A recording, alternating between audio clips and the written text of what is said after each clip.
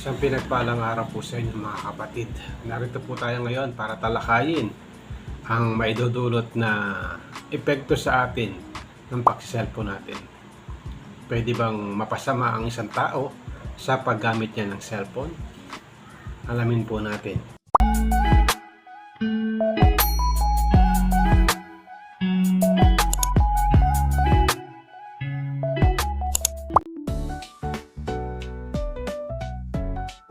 Tayo po ngayon parito ngayon, talakayin po natin kung ano po yung maidudulot ng paggamit po natin ng smartphone o ating cellphone, no?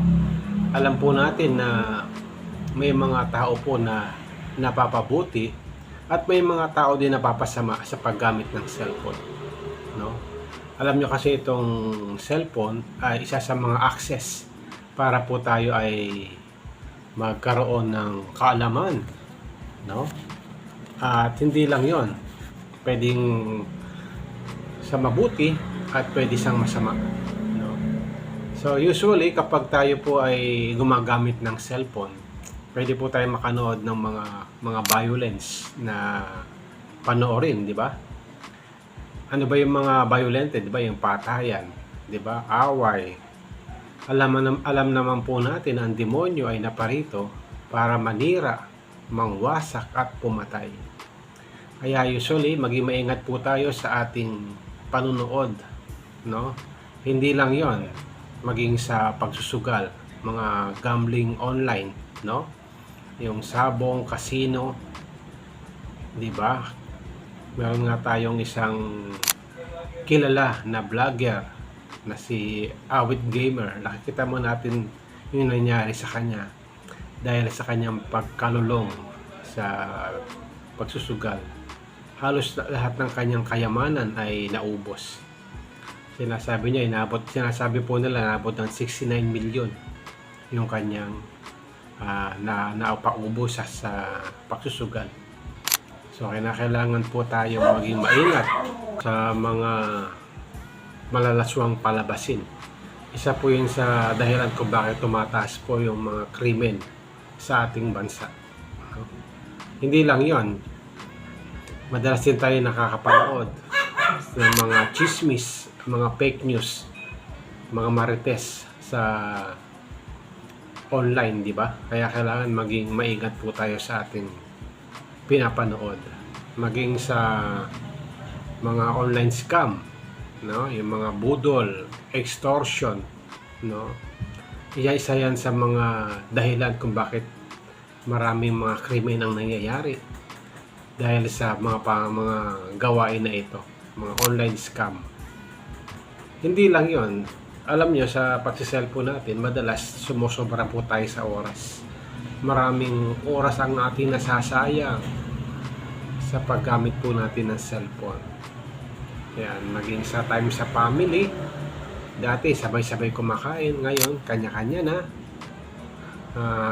Ano pa, dahil sa pagiging focus sa cellphone, yung mga kabataan po natin hindi na gaano naglalabas, di ba? Puro sila cellphone. Kami nung kabataan po namin nung 80s o 90s, halos lagi kami nasa labas naglalaro, no? Yung mga tagu-ampong, mga tumbang preso. Ayan, di ba? Yung mga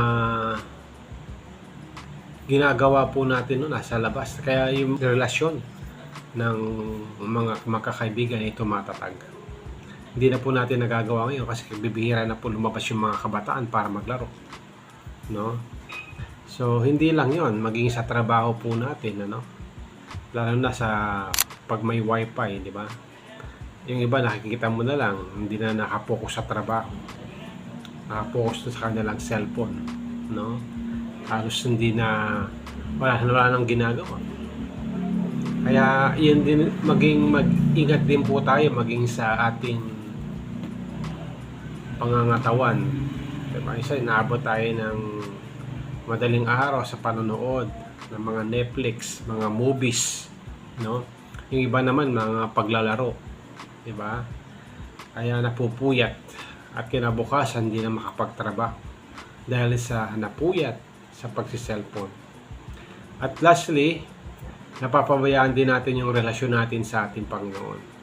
Dahil sa cellphone, hindi na tayo nakapagbasa ng Biblia, hindi na tayo nakapag-pray. Ayan. Sabi nga ng Biblia, hindi tayo makakapaglingkod sa dalawang Panginoon.